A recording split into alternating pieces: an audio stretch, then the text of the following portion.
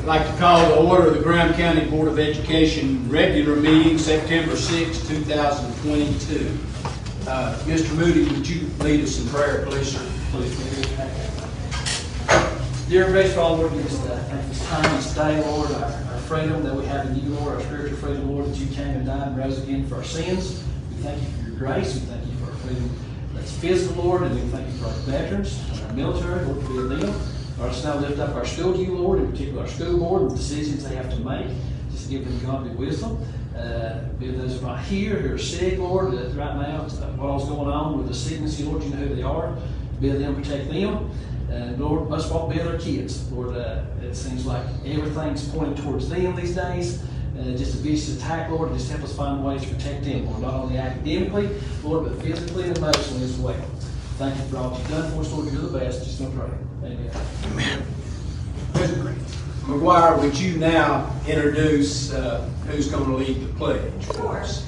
This is Taylor Williams and Aiden Holden, Sarah Lovegood, and Kinsley Odom, and they are part of the new class that has been, I guess, put into place at the high school, teaching as a profession. So we're real excited. These are our future teachers. Oh, very good. Wonderful. Do you know what you're in for? We're learning. Learn a lot today if they stay around long enough. 39 years at. Okay, y'all lead us in our pledge. Attention, salute, pledge.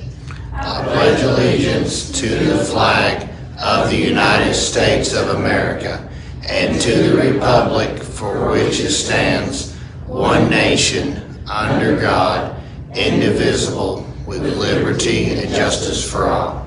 With us, I think, and kind of see a little bit about more business, but maybe they can tell us a little bit about what area they're interested in teaching. Right. Now, I didn't remember your name, so go ahead.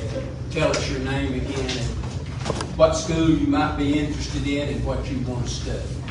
Well, I'm Taylor Williams, and I'm interested in going into second grade, and possibly I might teach high school. I'm thinking about teaching high school history. And for my college, I want to go to Southwestern Virginia, so if I want to proceed, I want to go to Western, save a lot of money, and I might teach here later on. Yeah, good. Thank you. Hello, I'm Aiden Holder, and I'm wanting to go into music. I'm wanting to probably go to Western Carolina University and then come back and teach in Robbinsville if the spot is open. But if not, go somewhere else. Oh, who's your dad? Jeremy, my uncle's David. Okay, I know them both. Go ahead. I'm so loving it. I'm going to get a BK degree. I'm going to get my associate's degree while I'm in high school, be a teacher assistant, while I'm going to college to get a teaching degree. Good. I'm Kinsley Odom. All in favor? Any opposed? The floor is now open for public comment period.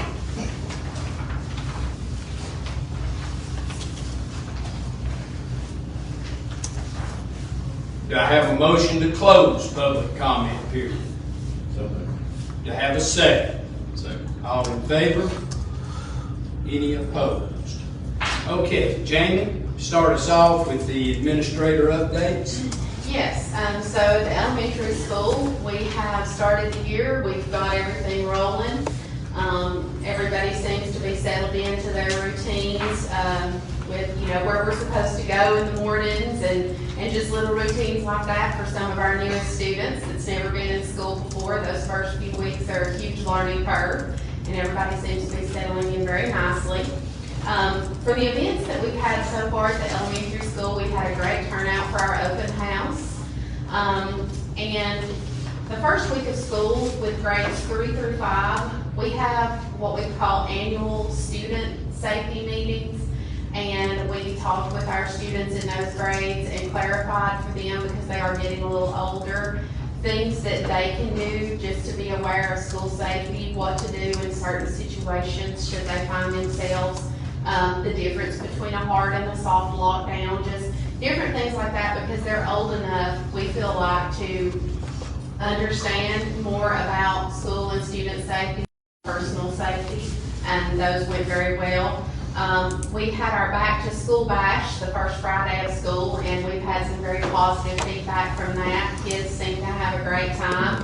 Me and Mr. Knott booth got dunked a lot in the dunking booth, but we raised almost $1,400 to go toward our 5th grade Charleston trip, and we were able to give every student that was registered for the trip $53. So we're very happy about that. Currently, we have 29 students registered for the trip, 10 adults, and through the end of September, through September 28th, the price for the trip will be $689. So people, of course, still have time to register. After September 28th, the cost will go up a little bit. So that's where we currently are with the status of the trip. We have our 3rd grade BOG tomorrow. That's starting off the year, and our teachers, the beginning of year in-class assessments and those beginning of year assessments, the windows are now open, so all of that beginning of year assessments happening at the elementary school currently. We had our first teacher PLC where we met with all of the grade levels, Mr. Knott, Crystal Buchanan, myself.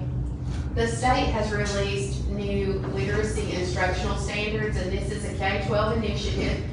But we have started at the elementary school with digging into each of those standards. We have PLC meetings that are already established for this school year, where throughout the school year we're going to be digging into each one of those standards, dissecting it, figuring out at the elementary school where we feel like we're strong, where we feel like we need to maybe beef up some things, just to take an honest look at those standards during this school year. So that started on September 1st.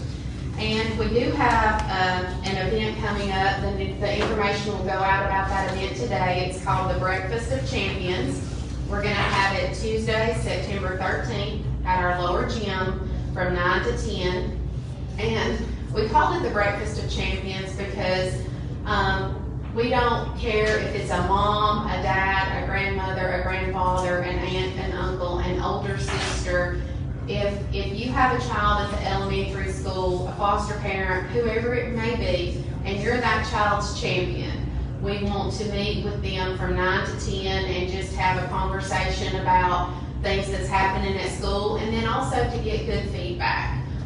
Things that they feel like are positive at the school, things they feel like we could make better at the school, events that they would like to see us host at the school, that we might get some good turnout. So it's just an information sharing session. And also we're saying that if you are just a champion of the school in the community and a champion for all kids, you're invited to attend. So if any of you can attend, please mark your calendars for Tuesday, September 13th from 9 to 10 at the lower gym. We'd be happy to have any of you for just an information sharing where parents can hear from me, Mr. Knott, Amber Davis, just several elementary staff about things that are happening at school. And again, answer questions, anything that they would want to know from us.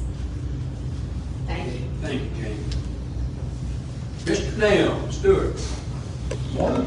So middle school, we're off to a good start again as well. Our kids are settling in, we're getting our routine as well. The first couple days for us, we spent going over expectations. We got a bunch of new kids coming over in 6th grade, so we've done tours and showed them where everything's at. We've redirected a bunch of lost kids for a little while, but we're settling the kids out pretty good.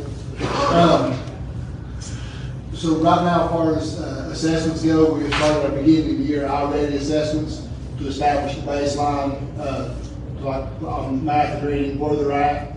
So once we get those done, we'll start doing interventions and things like that to make the kids where they're at and try to get them caught up.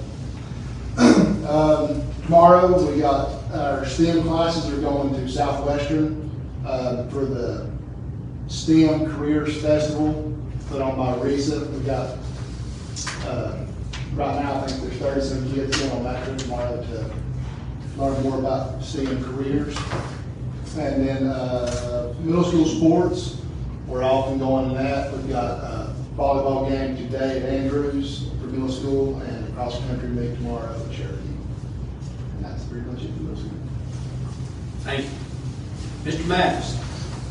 So we've also had a really good start to the school year. It's been a little bit more normal than it has been the last couple of years. For the first time since before COVID, we had Black Knight Pride Day, the first Friday of the school year, and it was great. Lots of energy and excitement in the auditorium. We did also had awards that day for the previous school year, and it went really well, and the kids were excited to get those.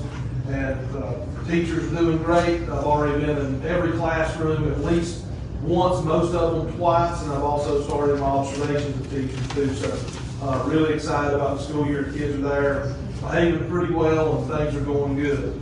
Was fairly happy with the high school's school report card that came out. Our students tended to show growth over the past year, and all but maybe one small subgroup. So I was excited about that, but there's definitely still quite a bit of room for improvement at the high school, and hopefully over the next year we can show some more improvement.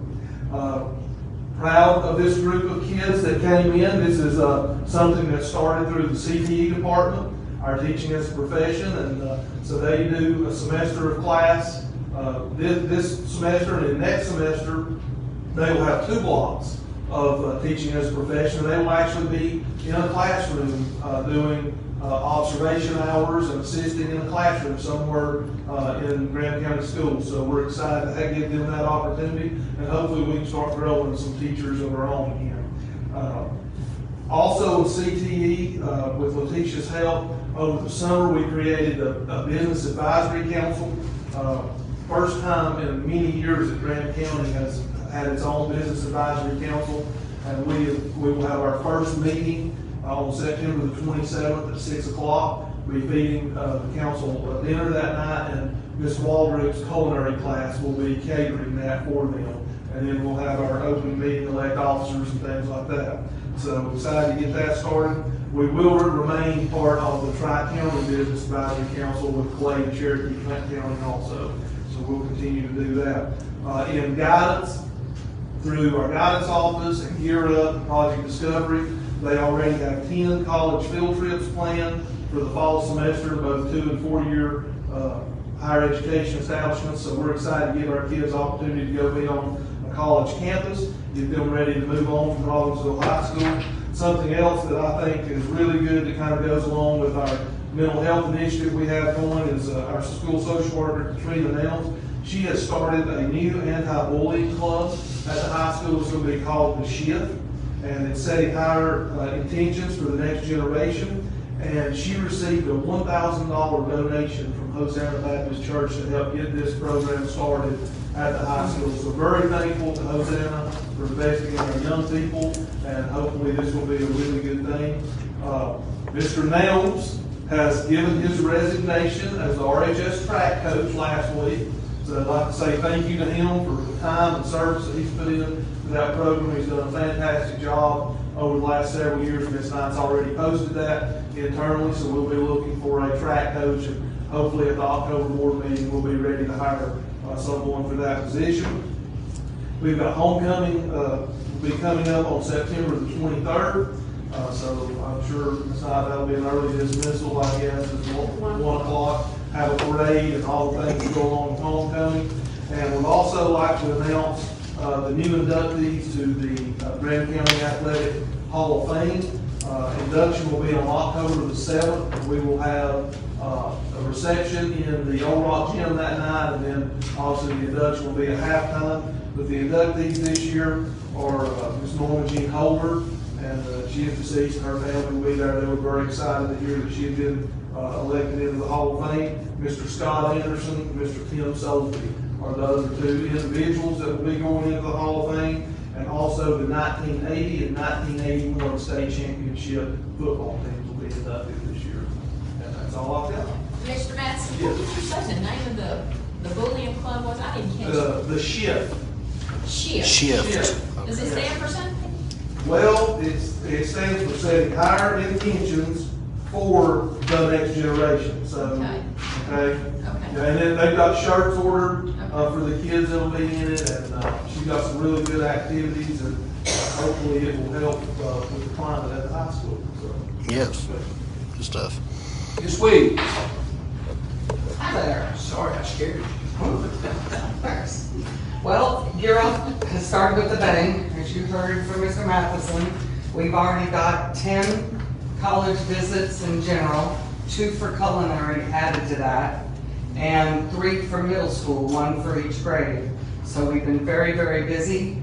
The last week of September is National Gear Up Week. So some of those are planned during that week for some of my activities. I'm really trying to get the whole semester planned out so that we know what's going on.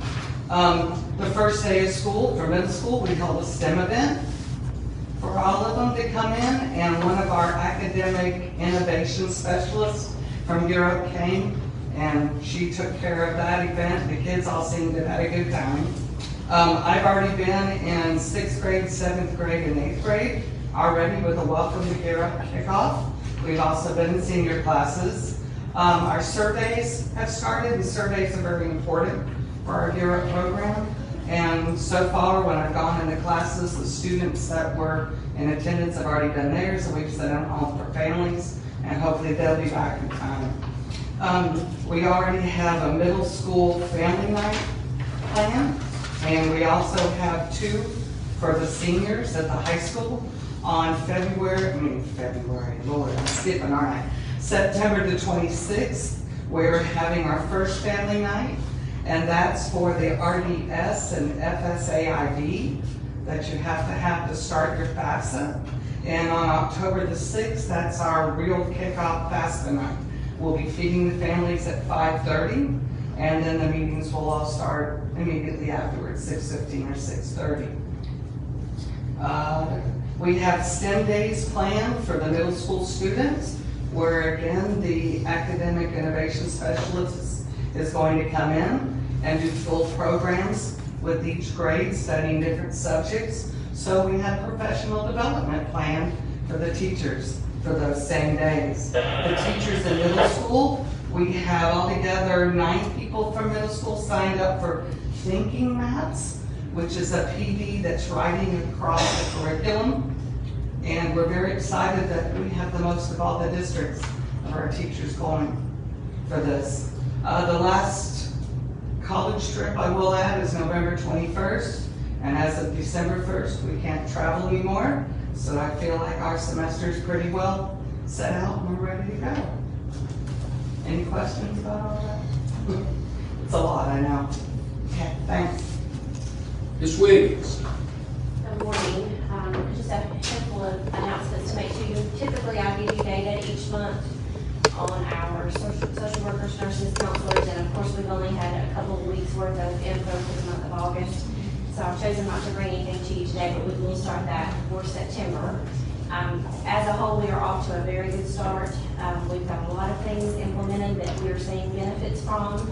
Here in a few minutes, Ms. Sunny will give you some feedback on some field trip information from the Northern Heights and can give you an update on that. I also wanted to let you know that we do have our mental health core and crisis team link up on our website now, perhaps at break, or if you have a minute on your own, you will be welcome to look at that link to see where we are beginning to post our biography information. We're beginning to post links for families on types of strategies that families and children can use to calm themselves and for the different techniques that might be helpful for mental health. Also to add to the CTE information, we have 4 students now that are placed in internships. We have very successfully been able to partner with the EMS and place a student who would like to become a future paramedic. We have placed a student at the library who is interested in perhaps maybe doing something later in life as an author. Ms. Taylor is also not only working in the teaching profession classrooms and having her skills that way, but she is also involved in an internship and does that at the high school. And then we have someone at the extension office who is very interested in education and perhaps doing something with the extension office in the future. So we've been very busy. Again, when we get to field trip information, I'll have Sunny give you an update on the noble knights and the things that we're trying to shift and to do with them. Don't have any questions for me? In September, we'll have your data ready for you. Ms. Pringle, do you want to add anything? I just have a field trip to talk about. Oh, okay. Right. Yeah. Okay. But who else is out Who there? else is out there? Denise and Myra, they don't have anything to say unless you want them to. Okay. No. Lester? What about Lester? Just a quick update, over the weekend, I did receive an email from Adam Securig, who is our lead auditor with Anderson, Smith and White. He supplied for me the draft of our financial statements for the fiscal year 22 office, so I'll be reviewing those and get back with him. We should have our audit completed within a month. Okay. Thank you. Is anyone else out there, Mr. Moody? I believe that's it. Okay, we don't got no more. Yeah. Mr. White? Yes. But he has a place on our agenda, that he just wants to share it in. Okay. All right, Mr. Moody, I guess you're next. Yes, you know, each summer we go to this Play Schools conferences to find out what's going on concerning our children, how to keep them safe mentally and physically. And we always come up with good information to bring back and apply to our school system to keep our kids safe. Through these times, you know, it's tough out there. A couple of meetings ago, you've seen all the things we do to keep our kids safe, from the cameras, all the safety equipment, things like that. One thing we found out this year is, especially this is the first time we actually got to go to ones, is the COVID. There's a lot of evils out there that our kids are facing. Mark Twain made the comment that hell must be empty because all the demons are here, and I think they're aimed towards our kids. And it's appalling. And I looked at Stuart and said, when's enough's enough? Because, like I said, it can be so overwhelming. But anyway, despite that, we want to do what we can to protect our kids. One thing we learned, if I can get my PowerPoint to work.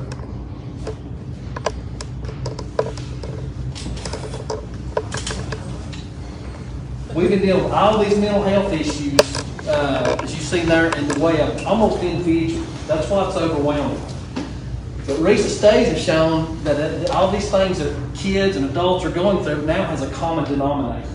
And it makes so much sense. And like I said, somebody asked me how I spent my summer, and I said, I spent it learning more about porn than I wanted to, which is a problem. It's not a problem with adults, it's a problem with kids.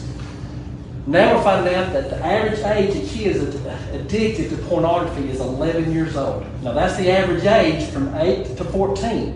It goes earlier, but we're talking about average age. It gets worse every year. Okay? If they've got a cell phone, they've seen it. Bottom line. Okay? Parents, most of them are in denial, 75%, thinks their kids doesn't see it or will never see it. Okay? And the fact is too that America's #1 in watching and subscribing to porn in the adult category and the child category. 100 million porn videos can be pulled up anytime you want it on your phones. After school hours, pornography goes up 4700%. Average age is 11. They're making $3,000 a second off pornography. That's why it's not going to go anywhere. And that's why you see it everywhere. I mean, it's in kids programs. It's on apps. I was playing with my grandson with a cell phone, 4-year-old approved app. But every few minutes, an ad pops up. Sex explicit. It's just everywhere. All right, and you can sort of see the stats. Of course, the bottom one is the most staggering. One is 116,000. It's related to child pornography. It is a huge area that helps lead to human trafficking, which we also have research stuff on that, and then we're training our staff on that as well. Here's one of the issues. It is as dangerous to a child's brain as drugs.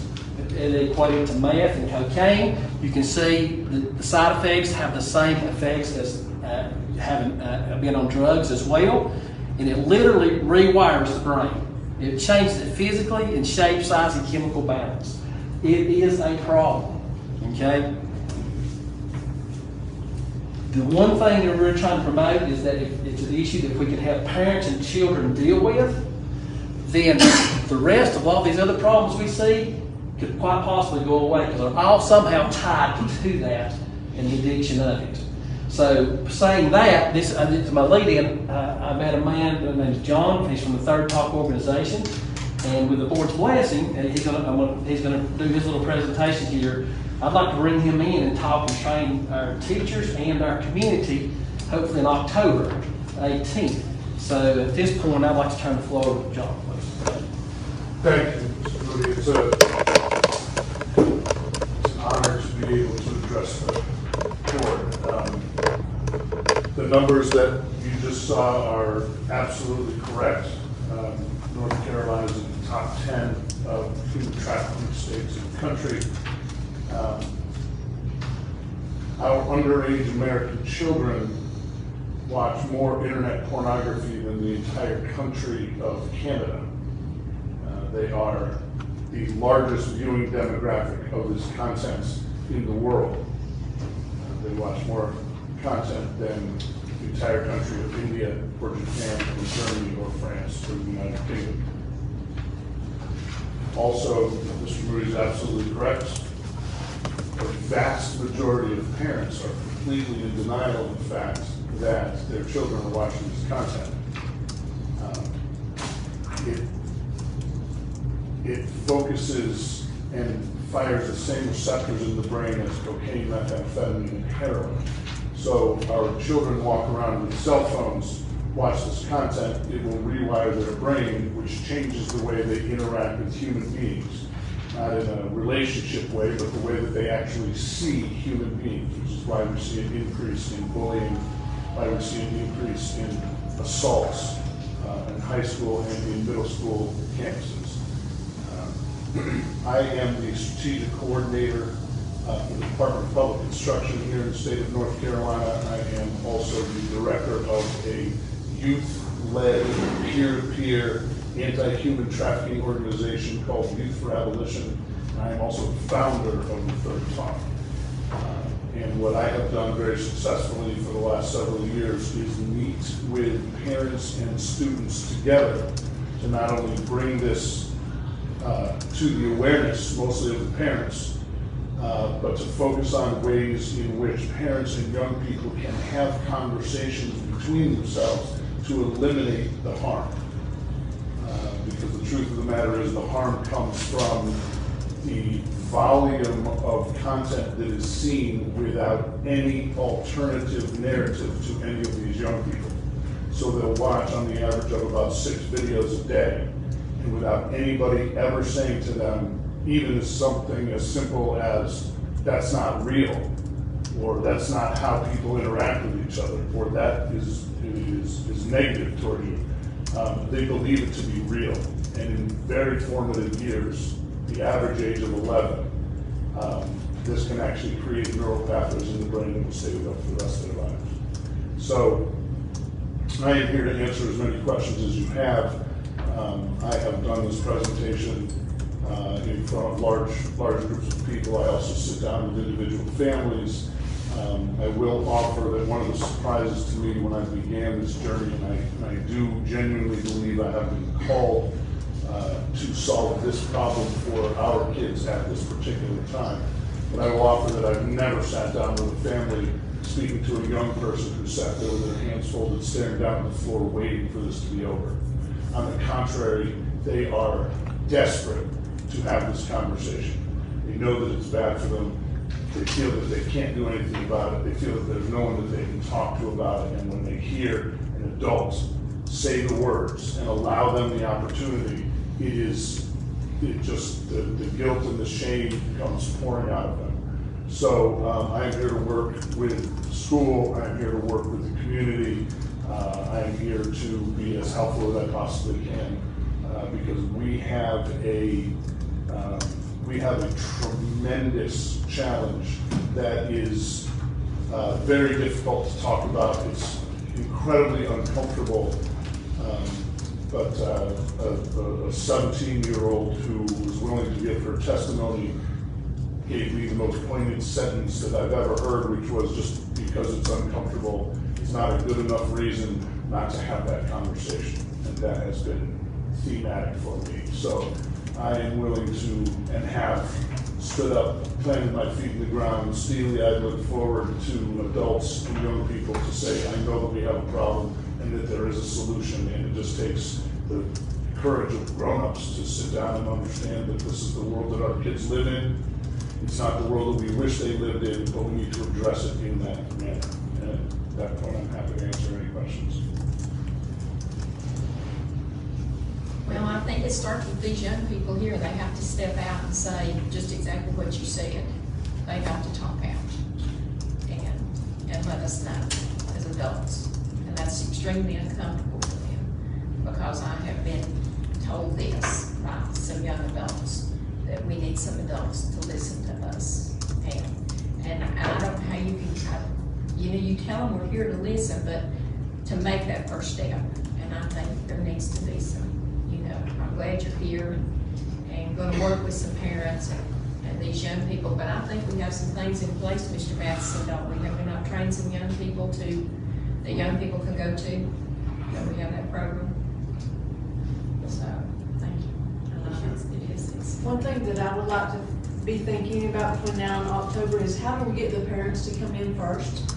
I think almost sometimes our kids are more willing to share things than our parents are willing to take on responsibility of coming in. So any strategies that you have for getting parents to get involved, we're certainly open to that so that we can have a good audience in order for you to share your message with. Yes, ma'am. We have some marketing materials that we can provide. That it really comes down to the community. I have gone to schools where the auditorium is absolutely jam-packed, and I've gone to schools where there have been less than 5 or 6 people there.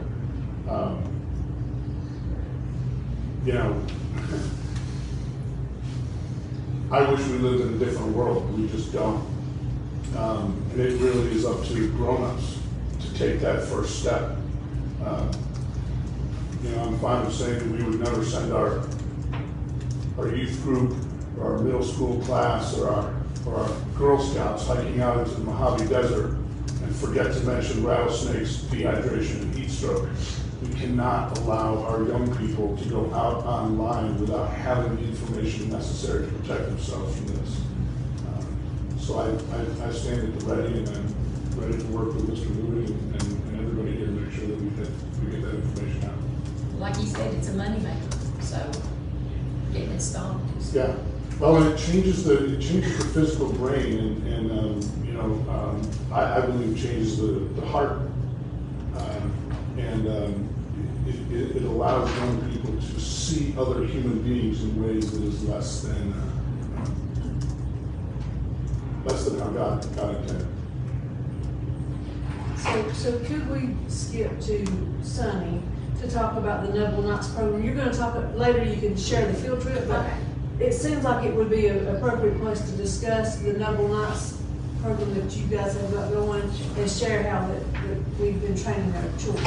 Okay, so we're going to bring them in next month and let you meet a few of them. We have 36 kids that we did sort of an informal survey, and the kids were asked, who is somebody that you can trust, who is somebody that you feel comfortable talking to, that's a peer, not a teacher.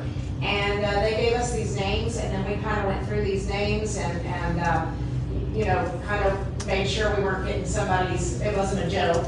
And so we identified these kiddos, and we called them over the summer and asked them to come in for a one-day training. It was 6 hours long. And they gave up a day of their summer to come in and do this. They were all pretty excited. It's quite an honor, I think, to have your peers say that you're trustworthy and willing to listen. So that was kind of a neat thing. But we trained them. We've got them over in the school now, getting ready to try and find some funding to make some t-shirts. But their goal is to do what they always do, which is just be really good examples, be people who can be approached. They are not counselors, so if somebody comes to them with something that is big and heavy, then their job is to bring them to us. bring them to Letitia, bring them to me, bring them to Ms. Nelms, somebody who has the tools to help them. So that was one of the things that we covered a lot in that training is, where do you get help? Because the expectation is not that you would know what to say, except to just say, wow, that's a lot. Let me take these to somebody who can help. So we got 36 of them from 6th grade to seniors. Their training is something you need to tell them what all they were trained in. It was Yes. anxiety. Anxiety, depression, self-harm, and suicide were the ones that we talked about the most. But we also talked about their own state of mind, because sometimes if you have a lot of people bringing that stuff to you, then it kind of tends to weigh you down and you become overwhelmed. So we also talked a lot about self-care and things that they could do to protect themselves, and what they needed to do if they were feeling overwhelmed, to come and tell us, I'm overwhelmed by this, I can't do it. And then that was going to be okay, and that we would help. So, and we're also, we have if they are in for 1 year, then they get a cord when they graduate that shows that they were a noble knight. Thank you for sharing. Yes. Okay, did I miss anybody? Okay, board meeting time discussion, Ms. Knott. Okay, thank you. Well, I brought this up at the board meeting in May, and if you will indulge me just a little bit, I'll try to get through this as quick as possible because I have a new proposal. And this is from the minutes of the board meeting in May. Angie Knight stated that a board member made a request that the board meeting time and work session discussion be added to the agenda. Pam Knott stated that she appreciated this being on the agenda. She commented that she had done extensive research, and we are the only board to meet in the morning. It's not states that she has researched all 100 counties other than, has researched all 100 counties. And I feel like that this makes us less accountable to our community. Some discussion was held regarding teachers watching the board meeting during the school, and some teachers are using this as a teaching tool. It's not stated that she would like for the meeting to be made convenient for the community. Some discussion was held regarding a work session, and also the requirement to advance delivery of the meeting materials. Pam Knott stated that she was not asking for a vote, but would like to get some feedback on this. And in your packet, board members, I had this last time, but Ms. Knight put this back in your, and I got this in my board training. It's in the back. It says, and I can get a copy of this, it can be left up here. I have highlighted some things, a community relations checklist for school board members. This was part of my board training. And if you will indulge me, there's a lot of it, and I'm not going to read all of it. But the good governance is the best PR. The first one there, share a community vision, share a common vision and goals. Spend time to develop this common vision with extensive involvement in your community will help align decisions, policies, program, and staffing. The second little bullet there, take a critical look at yourself and make sure school board is discharging its responsibilities to the community as fully as possible. Consider a board self-evaluation based on positive approach where we are doing well and where we need improvement.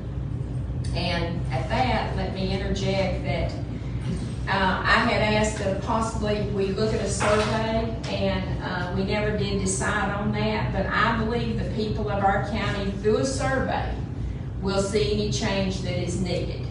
And through this survey, we will see that our school board is operating in a manner that is best for our community, parents, staff, and children. So I would like for the board to at least put a survey out there. I have looked on several board websites, and they do have surveys on their websites, and they do get feedback. Of course, they work it to where it's, you can't just get on there and you just can't say what you want to. Okay, if you will go back to this, and under support community relations and policy and structure, and if you'll go down to 1, 2, 3, 4, I The fourth bullet, I said, start a communication advisory committees that is active and involved, and I don't know, maybe we have that, Ms. Knight, I'm not exactly sure. But if you'll go down to the next one, use each board meeting as a community relation opportunity. The first one is send community leaders and other interested people agendas and other appropriate information in advance of the board meeting.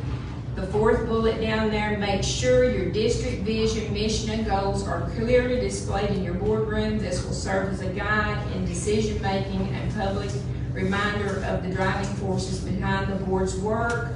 The last one down there, the very last one, is start meetings on time and schedule them so that they are convenient to the public.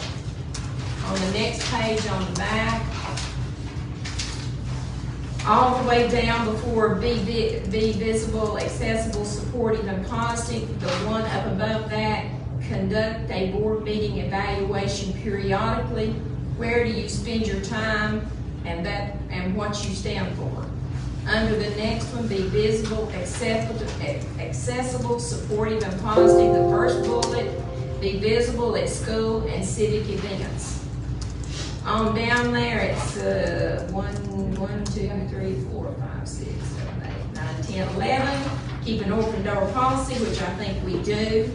And the next one is visit schools regularly. On the next page, 1, 2, 3. The fourth one is take time to ride a bus. or two during the year. You will be surprised the rapport you can build with bus drivers and students. The next one, see input of taxpayers, not just the vocal parents. Seek input of taxpayers, not just the vocal parents in your district. On down there, keep in touch with constituents by phone calls, mail, conduct an annual attitude survey, and then take a random sampling of local opinions on hot or emerging issues. Now, you could read the rest of that. That is just one that I put. I feel like that our job as school board members, we are employed by the school, well, we're elected, but first and foremost, we are school board members. That is what we are. Now, my proposal is we get this survey, we send out a survey to see how people feel. I told you I did the 100 counties. Ms. Davis told me there were 115, and so far I have not found the one that meets in the morning. They all meet in the evening. And one thing I found interesting, a lot of them, I visited every website, a lot of the meetings start with closed session, which makes a lot of sense to me. Closed session, and then they have people come in for just like our regular meeting here, because we have a closed session in the middle of ours. So my proposal is, with council, is to, so that we can say we tried this. As a board, we tried this, and if we need to continue to meet in the morning, that is fine. That we try one meeting in the fall, which I'm suggesting we do November for an evening meeting, and we try one in the spring. And we can pick a month to see and have it in the evening, just to see how our community responds to this. And this gives us enough time to get the survey out, just to see how our community responds. Folks, if we don't have a good response on this, then let's drop it and let's stay with our morning meetings. Once again, I say it takes our principals out of their school. That's a safety issue. They need to be at school. We have a couple of school board members that still work. They have to take off work. Some of us are retired, of course. But my motion is that we get this survey out and that we have one meeting in the evening in the fall, one meeting in the evening in the spring. Because like I say, first and foremost, we are school board members to our school. Is it necessary, Ms. Davis, that we have a motion on that? Can we just ask Angie to do that? Just make up a survey? Or how would we go about that? You could just direct your superintendent to look at the surveys. It would be nice to have some help with this. We send out several surveys. It wouldn't be hard to pull a survey together. Okay, who are we going to target? started, just the community and staff and. We have, I mean, we've sent those forwards and we. Yeah, you've done surveys, so you just, the board directs the, I'm just wondering how we get it out to our community. I don't know if our community. I the don't know how board much. directs the superintendent to prepare the survey and get it to the community and parents. Is there any way, we have an October meeting? I was thinking maybe the November meeting would be a good time to try an evening meeting and possibly. The other thing, changing your meeting time by statute, you don't do that, you vote on your time to meet. But you have a special call meeting that you couldn't call it a regular meeting and change the time. You have a special call meeting. So it would not be your regular board meeting. And when you have a special call meeting, you don't put anything on there of substance that involves expenditures. Because it's a special call meeting, that's because you, for some reason, couldn't have your regular meeting or needed an additional meeting. So at the October meeting, could we set up a special call meeting, say on Tuesday night, 6 o'clock, whatever? Can we do it that way, or do So we you do it? need a board vote to do that, to have a special call meeting? That's all I'm You asking. need to vote on whether you're gonna have a special call meeting. I wouldn't dismiss, if you're not gonna have your regular meeting, it's gonna be a special call meeting. So you're gonna just vote Why to can not have. boards not change their meeting time, just to see if this is feasible for us to do? Your regular meeting time is set by statute, and you voted on that. So if you're not gonna have your regular meeting in October, you need to vote today to postpone or eliminate the regular board meeting and have a special call meeting on and set the date and time. Will we have an agenda? Of course. Okay. Well, why would we have to have it in October? Why couldn't we have it in November and try to see what kind of feedback we get Whatever from you the do, survey? so that would be fine too, that's a board decision, but whatever you do, you need to vote, you're not gonna have your regular board meeting in November. And that you'll have a special call meeting on a different day at a different time. Just thought if we had, our community. You can't substitute a special call, you can't change your time unless you're gonna vote to. I don't recommend just voting to change the time one time, just. Me personally, I think if you do the survey, you're gonna hear from the public and the community first before we start trying to move anything. Right, that would be helpful to have the information before. It would be helpful to have the information, I think, and like I say, and that way, if it's not successful, as a board, we can say, listen, you can complain all you want to about the fact that we do not meet in the evening, and you cannot come to the board meeting as a parent because we meet in the morning. We gave you the opportunity in the fall and in the spring to come to a board meeting. And so, just to put it out there and see if this is something that, because this is something that I'm hearing, and I'm just trying to, this is something I'm hearing from the public, and I think it's something that's gonna come up, eventually, maybe with some candidates, and I just would like for us to say, hey, we tried it, and we didn't have any more response, than we do in the morning. So I just think it's a really good idea to be proactive on this, just for our community's sake and for our teachers. Now, Mr. Matheson has said if a teacher wants to come from his school to a board meeting, they're more than welcome. That's how it is from all of the schools. He will make arrangements, so I think our teachers are good on that if they want to come. I don't know if they want to be out of the classroom that length of time, but I think it's just a good idea to say, at least we can say we tried. We tried 2 meetings and it didn't work. You didn't come. How do you feel about that? I think we need to do the survey and try to get some input before we Okay. have to go. So I will look at putting the survey out, try to get it out this week and have your results back in by the October board meeting, and that way you can make a better informed decision. Okay. Sounds good. Thank you. Appreciate your time. All right, personnel, Ms. Knight. See you guys. Sure, During closed session, I'll bring you names of several different areas of personnel, a lot of 21st century getting the after-school program going and a few other subs and volunteers and those, a couple teacher assistants. Okay, vocational rehabilitation contract, Ms. Knight. Yes, and I'm sorry, you don't have that in your folder, because I just got it in mine.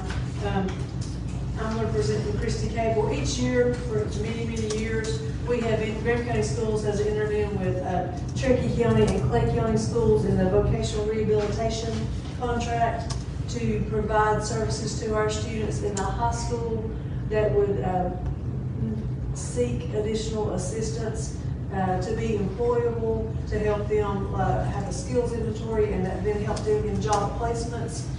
During COVID, the service was not available, and now we're back at the point of re-entering into this contract. This has been, I've been at this office for a long time, 25 years, and it's been in existence the whole time. Our part of the contract is $7,928. We share the same amount as Clay County, and then Cherokee County pays twice what we do based on the population of their students. So my recommendation would be that we continue to enter into this agreement with vocational rehabilitation.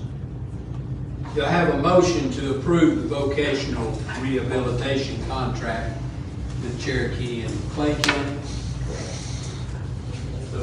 Do I have a second? Second. All in favor? Any opposed? Okay, Mr. White, construction progress update. Good morning.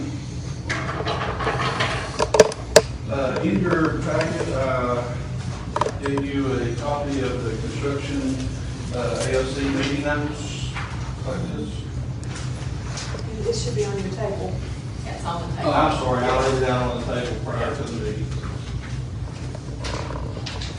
Just a few things that I'll point out here. Well, first of all, it's looking really good up there.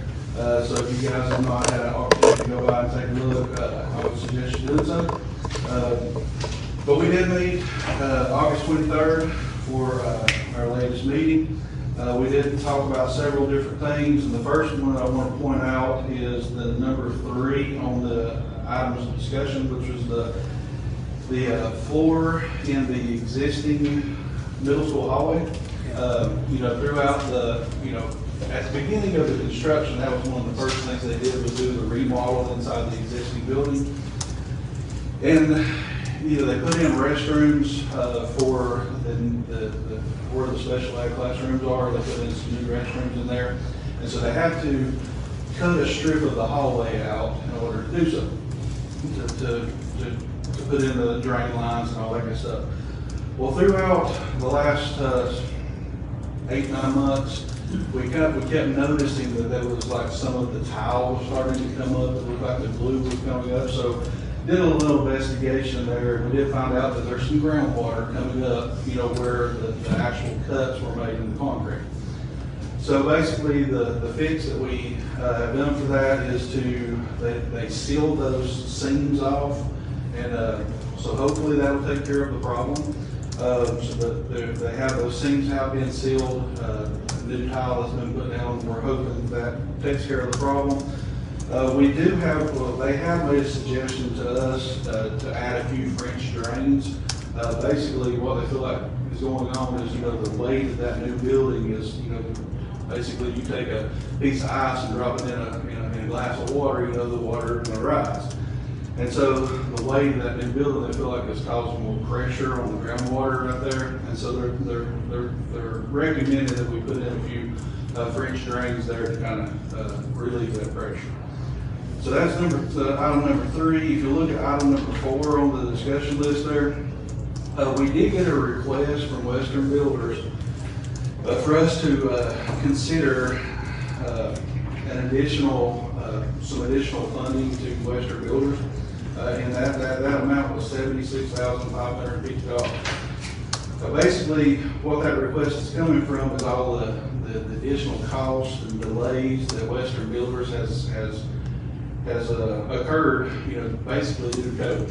There's just so much stuff in that, and I completely understand. Of course, this is something that Western Builders did not want to do. They did not want to ask for this. They assured us this is the first time they've ever had to do it, and this hopefully will be the last time they ever have to do this. But anyway, they have asked for that, for us to consider that request anyway. Jason Marino did take that to the county with Nathan Monet from DPI. We've not heard back from him yet, but so there's been absolutely no decisions been made about that as of now. But I just wanted to keep you informed of that. Item number 5, casework is supposed to be going in mid-September. Flooring is going down now.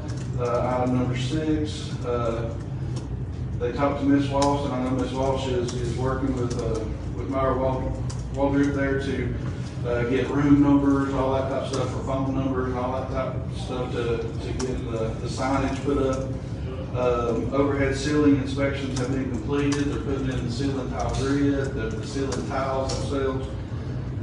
Like I said earlier, it's looking really good. And if you look at item number 11, it does say that the project is progressing very well and it's nearing completion. And we are hoping that happens here pretty soon. So, now, Mr. Nims, have you heard any more about the furniture? It's ordered. That's all I know. So furniture has been ordered, and don't necessarily have an exact date for the delivery of that yet, but hopefully that'll be coming in sooner or later. That's all for the middle school over here. I'll report to you on the elementary gym down here. We finally have some bleachers in there. Actually looks really good. I know we've been waiting a long time on those bleachers, the delays, the trucker stripes and all that type of stuff, but we finally got those in and everything looks really good. So, any questions about construction? Sounds exciting. Do I have another agenda item, or do you want me to do business? You can talk about, if you want to talk about testing updates Okay. while you're here. Well, I've been sitting outside and listening, and I've heard that some of the principals already speak about the testing for this year. We do have the BOG, actually this week.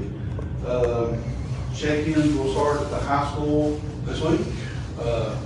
There's a lot going on already with testing this year, but for the past school year, let's talk about last school year for just a moment.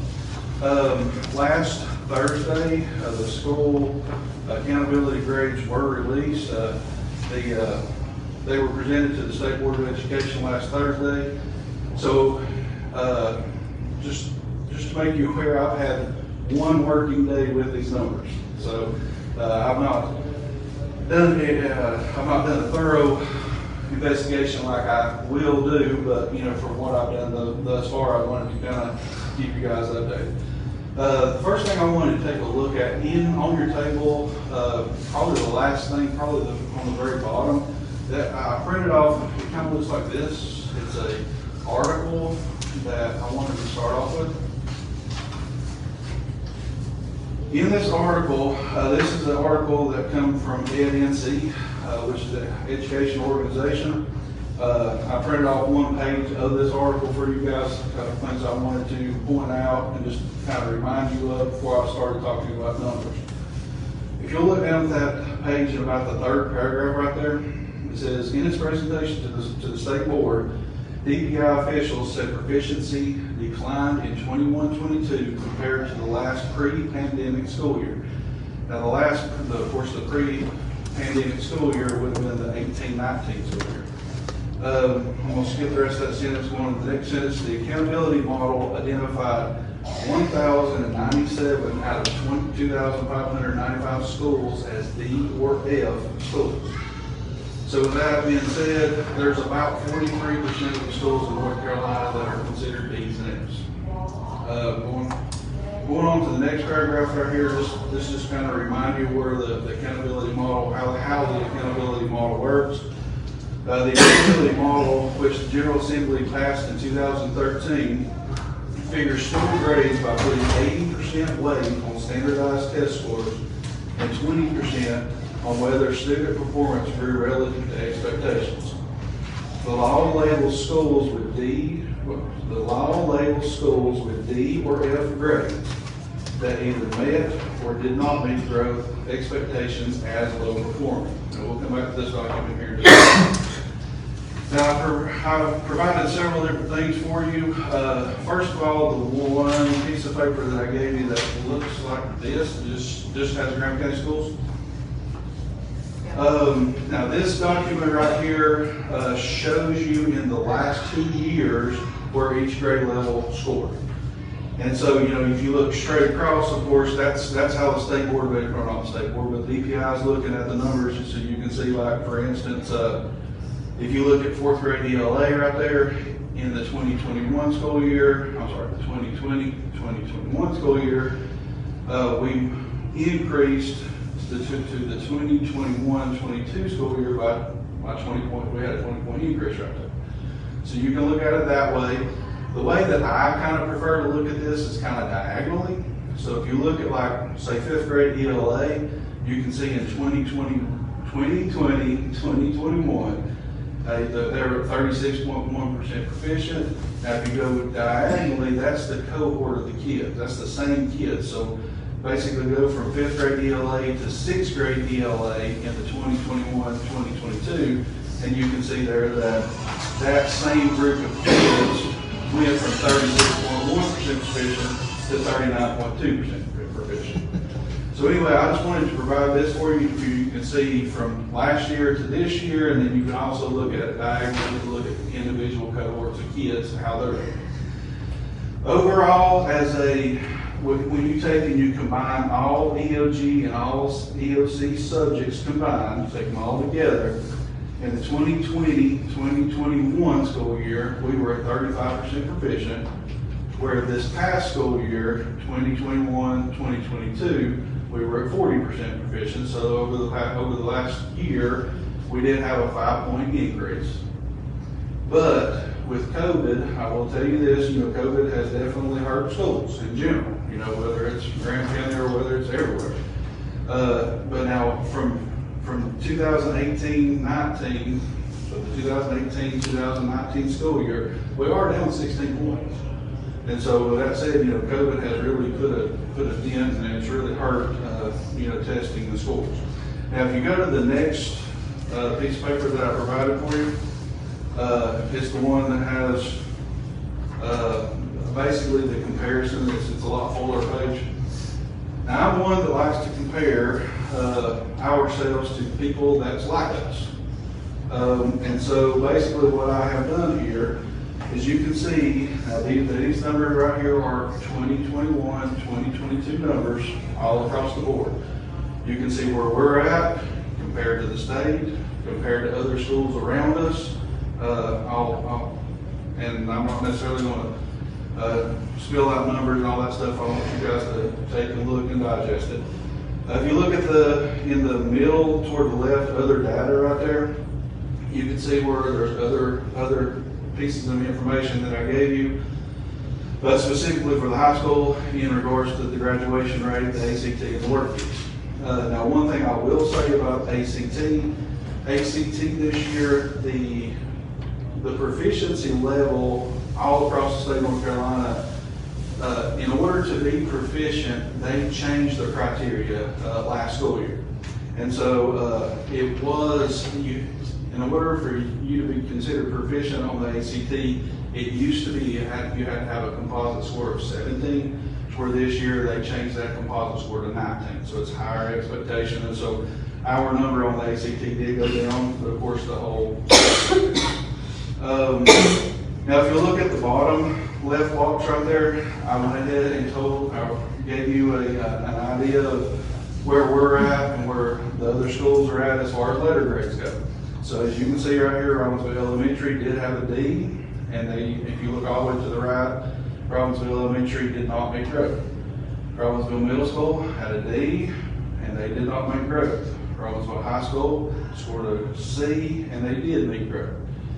And so I put in an extra piece of information right here, the EDS percentage. This EDS percentage, basically what that stands for is economically disadvantaged students. Now, if you'll notice right there, compared to those around us, our numbers, especially at the elementary and middle school, are quite a bit higher than everybody else. And so what I did was, like I said earlier, I like to compare ourselves to people like us. And so over on the box on the right, what I did was I went down through that massive document. I'll be honest with you, that document is huge. And so, now, just a disclaimer here, like I told you, I've had one day with this data, and I went through and counted one by one. And so these numbers right here are not, I'm not promising they're exactly right, but they're pretty close, okay? But out of the schools that are kind of like us, what I went down through, and I went down through and looked at a economically disadvantaged number of 60% or higher.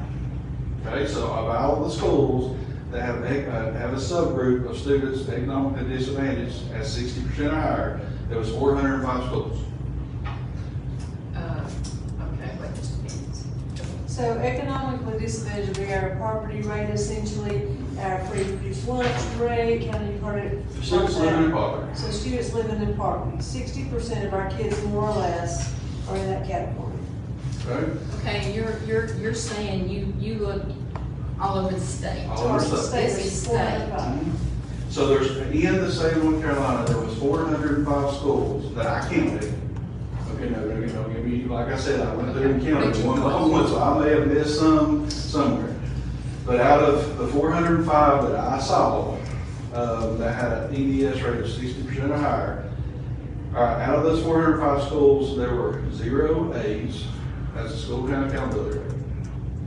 There were 3 B's, there were 59 C's, and the rest of those 405 schools were D's or A's. Which basically comes out to say that almost 85% of schools across North Carolina that had a EDS rate of 60% or higher were D's or A's. And so, now, of course, with the D's and F's, there's where your low performing comes from. But it's a state designation of low performing.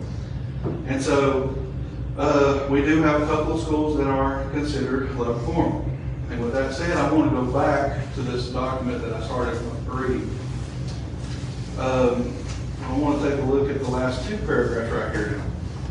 In the State Board of Education meeting, this is a quote from our Deputy State Superintendent, Michael Mayer. It says, "I will ask that no one else refer to these schools as low-performing schools. They are schools designated as low-performing. Why does that matter? Because they are designated based on a formula that prioritizes proficiency, and we are seeing lower rates of proficiency due to the pandemic. It is not an accurate reflection of the efforts and progress of teachers and school leaders throughout the state." And so with all that said, I'm not trying to use any of this type of stuff as an excuse. Not. But basically, numbers are numbers, and like somebody said earlier, numbers don't lie. I like to compare ourselves to people like us. We all know, the folks that I've talked to in our school system that, since the grades came out, we know we got a lot to do. We're willing to take that on, and we're willing to work real hard, and we're willing to do whatever it takes to make sure that we serve our students in the Graham County schools the best of our abilities. So any questions that? The B's, the 3 right there, the 3. Is there any way that you can, I don't want to put extra work on you, but sometime, I guess the 3 counties that this. We can figure it out. That had to figure it out. Because I think our disadvantage, I know we have economically disadvantaged kids, but our kids do not have a lot of cultural things to go to and things like that. And the department, and this may make us feel a little bit better because I just read it. The Department of Education said the worst reading group after all test scores were out were 9-year-olds. Now, where were they pre-pandemic? They should have been going into kindergarten and first grade. Yeah. And they are our worst group, 9-year-olds, as far as reading is concerned. So, you're right. We can't point fingers, but we can't point fingers to the pandemic. Yeah. So I want to share a little bit further. So you mentioned that we'll have 2 schools that are that are designated in the low performing designation. Because we have 2 out of 3 of our schools, I mean, in Graham County, you either win big or lose big when you only have 3 statistically speaking. So that would put us, if we have more than 50% of our schools that are designated as low performing, that puts our district in low performing. And there's some sanctions that need to happen, some things that need to happen, and we've already, last week, had the state consultant join us to talk about, to look at this, to begin to look at our data. He's scheduled to come back with a host of other people to sit down with schools and teachers and have these conversations. We have, there's a lot of, and we'll be sharing this with you as it progresses, our strategic plans to address this. Kevin brought you the statement from EdNC tomorrow. Their director, Melvin Rash, will be spending the day with me. So, we can talk about, what she sees across the state, because she's out and about a lot, too. So we have some good things in place. We're gonna own this. We're gonna work very hard to make sure that our kids get the best education in Graham County schools that they can. We can't fight the EDS percentage. There's nothing we can do about that, but we can just work as hard as we can to make sure that our students are getting the best education that they can. Thank you, Mr. All right, White. thank you. Appreciate Thank you, you Ms. putting the White. time into it. Can I say something on behalf of Robbinsville Elementary School with everything? I appreciate Mr. White with all the work that he's done digging into those numbers, just to lay out to everyone that we're not in this boat alone. But at the same time, it's the boat that we're in. And I know that Mr. Nelms feels the same way at the middle school too.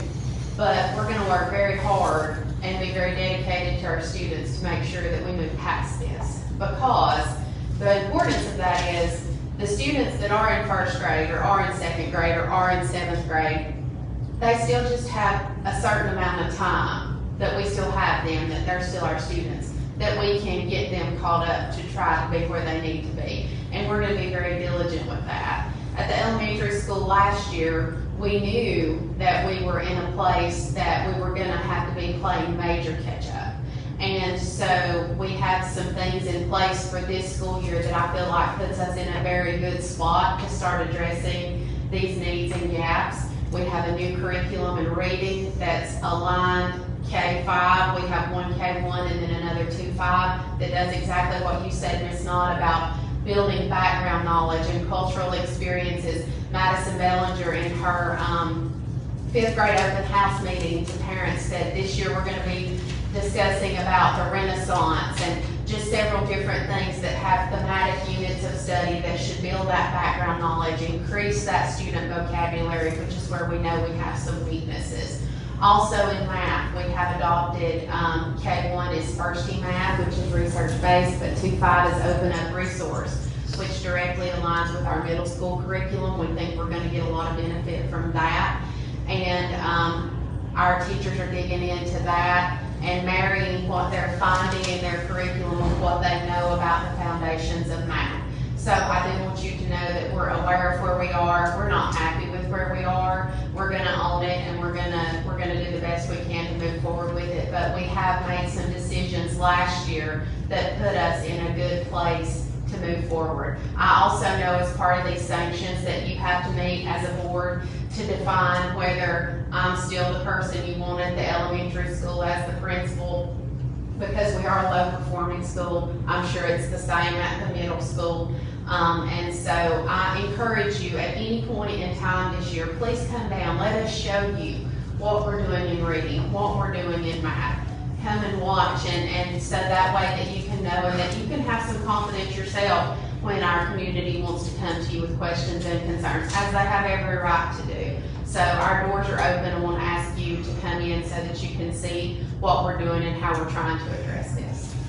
I want to say too, now that the trips have started back, that really gives our kids some, that I'm telling you, that gives our kids some things that we definitely need, and being able to take the gear up trips on campus, that really boosts that cultural experience. Well, we know that our children, because of limited exposure, and when kids have struggling home lives, some of them, they don't get a chance to take advantage of opportunities as a child in Charlotte Mecklenburg. They can run to the museum when they have a new exhibit coming. We don't have those same opportunities, so it's our responsibility as a school system as much as we can to bring in those kind of global type concepts. One opportunity that we're going to take advantage of at the middle school is Gear Up is willing to pay for some global education initiative at the middle school. We will be taking advantage of that because we have to think about Graham County kids need to think about themselves as part of a bigger world. And so I think every opportunity we have to take advantage of things like that is advantageous to our students. So. I was talking to someone, and Mr. Matheson knows this, and I don't want to take a lot of time. When we would go to the Smithsonian, you would see these teachers from these local schools with their classes in the Smithsonian. I mean, that was just that was commonplace for them to get to go to the Smithsonian. So I want to brag on a teacher. Went in and did an observation this morning on Megan Williams, and she teaches our entrepreneurship class. And she actually, her kids were doing an assignment where they were doing a project on global business practices. And each one had chosen a different country, and I got to listen to those kids present. Amazing what those kids were doing, what they were learning about how other countries, do business. So, and it was really good. So we got teachers that are really, they're thinking out of the box. They're reaching and trying to get our kids experiences and make them aware of what's available for them when they leave us. So. They didn't get that online 15 minutes during the pandemic. No. And like for Stewart's sixth graders, the last normal year of school they had without COVID was second grade. So, and it's the same thing for Mr. Matheson's freshmen. The last normal school year they had without COVID was, what, sixth grade? Sixth grade, maybe fifth grade if you count leaving in March. So, that's the gaps. And it's not that parents weren't trying and that we weren't trying. It was just difficult for everyone. And so it's not, like you said, it's not a blame game. Don't want to point a finger at anyone other than just to say this is where our kids are when they walk in the building every day, and we're going to embrace it and we're going to move out of it. Being economically disadvantaged, those parents, when those kids were home, they had to go to work with food on the table because they were economically disadvantaged. And then come home and try to do 3 hours of homeschool. Most parents didn't sign up to be a teacher.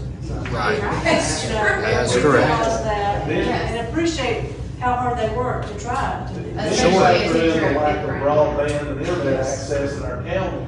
And I'm telling you, I mean, it's like not having school for 2 years almost. And then if you dig into my growth data, where we struggled the most was math. We did actually meet growth in reading, but math was our huge struggle. And so you take all of that into account and you think a parent did not, who's working 8 hours a day to come home and try to help their child, they did not sign up for 5th grade Common Core math. I mean, I have a math degree from Western Carolina University, and I did not sign up for 5th grade Common Core math. Maybe. I mean, it's very, very difficult. It so is. we have gaps that we've got to make up, not of the fault of anyone.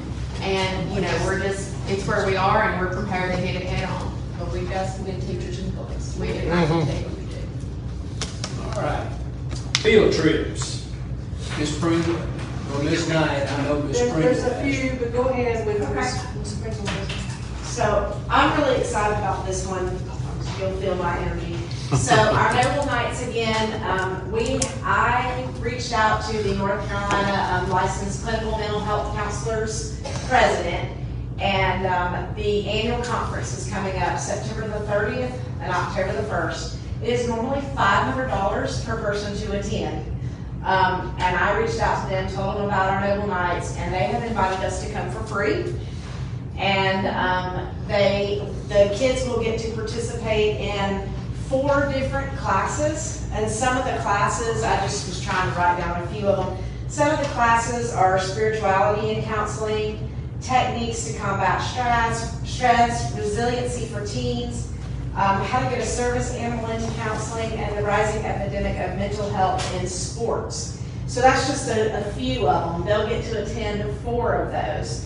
And then they're getting that. They also have found a donor who is going to pay for their lunch, so they're going to get to go to the plated lunch and have a fancy lunch. And it looks like right now we're gonna have about 15 of those kids. It is a football night, Friday night, so we have a couple of cheerleaders and football players who can't go.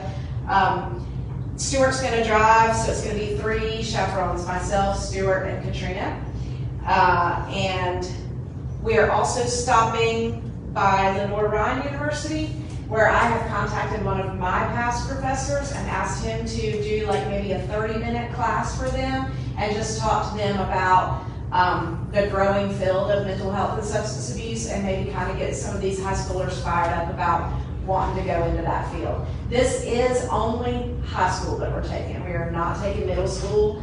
This is just high school. And so that is September the 30th. It's a Friday, and October the 1st, Saturday, we'll be home Saturday evening, if you would approve that.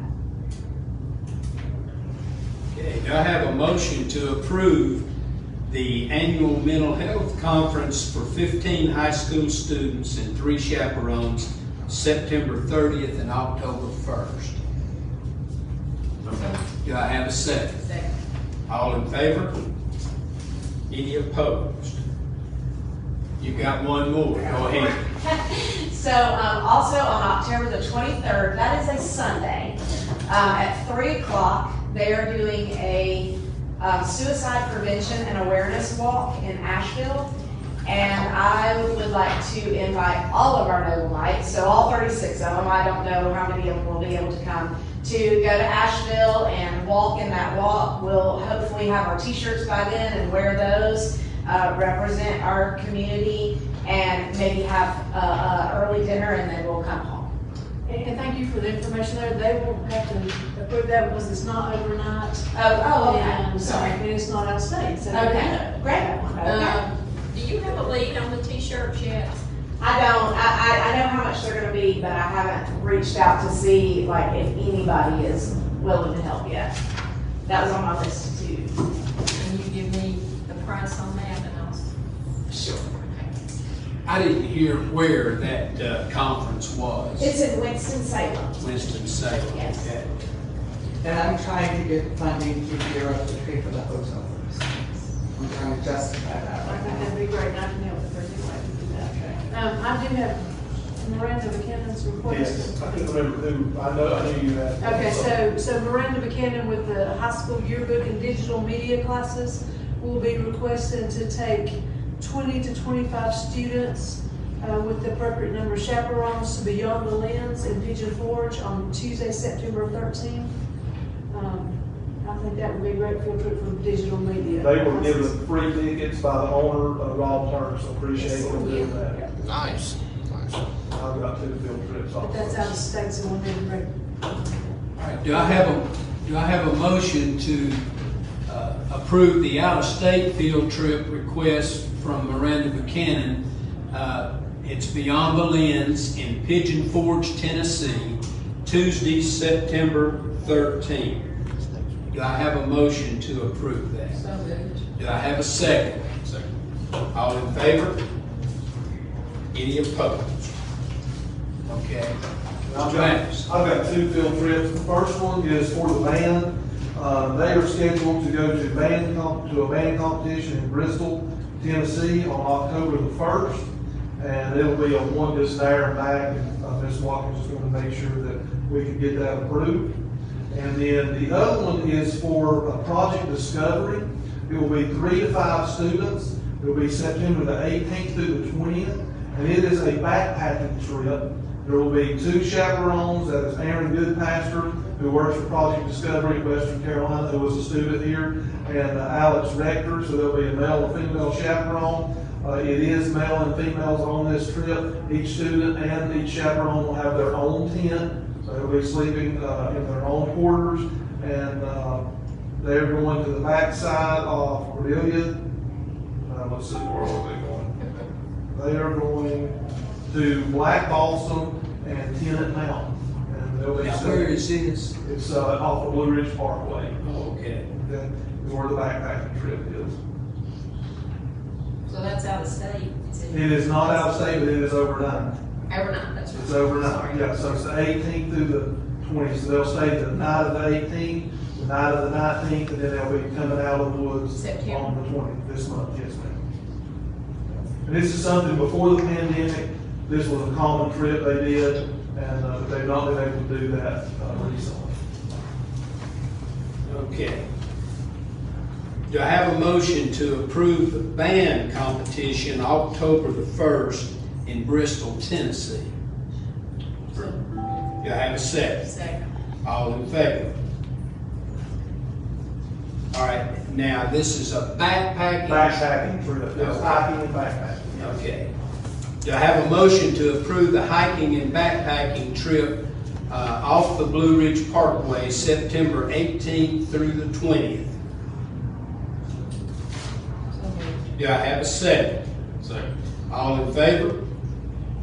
Any opposed? Francine, do you have any of your trips that you need to run through right now, or? We've run them all day, in-state, I'm not doing any overnight. Very good, okay. I think that's all we have. Is that it? Okay, child nutrition bids, Ms. Knight. Yeah, and. Ms.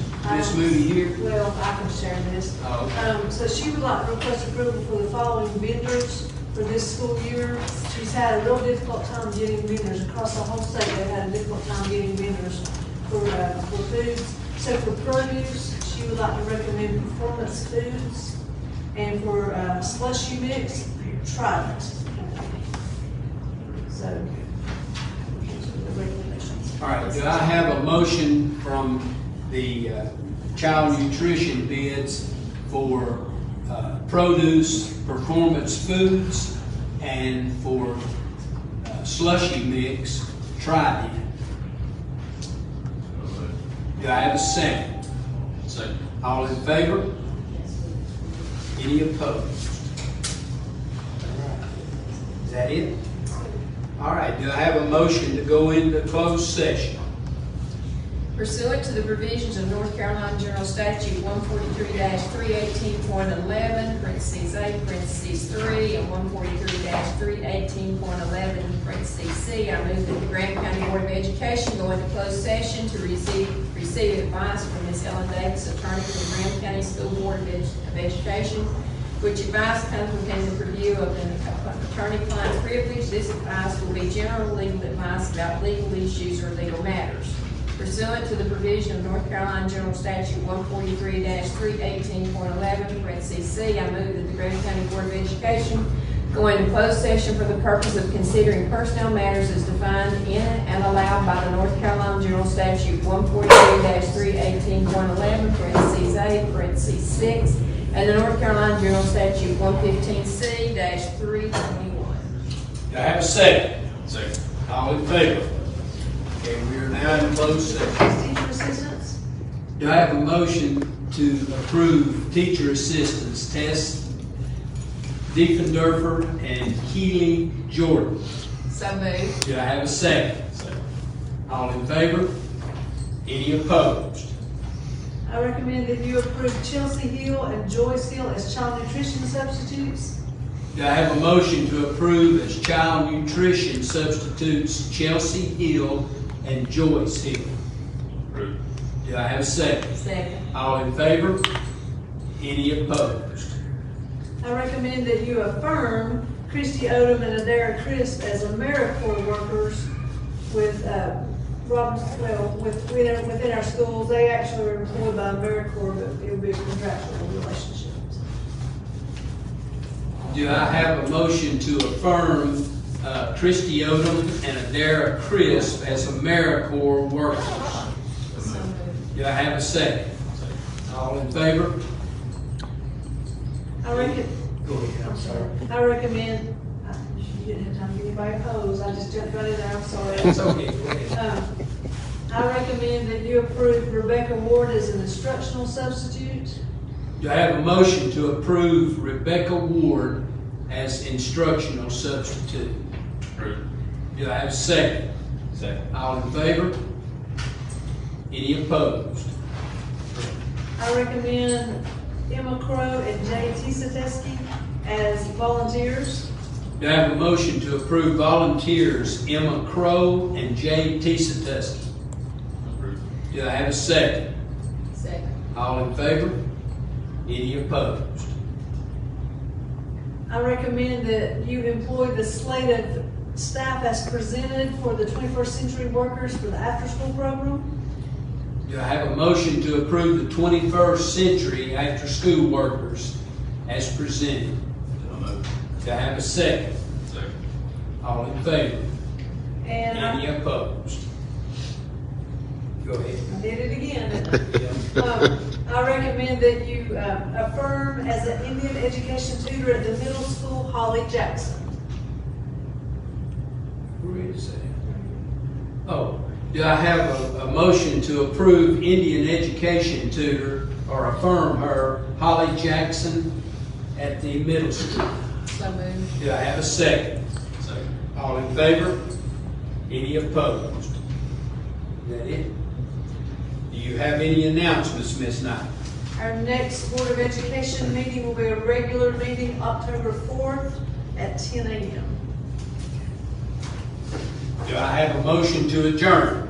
Do I have a second? Second. All in favor? Hammer down.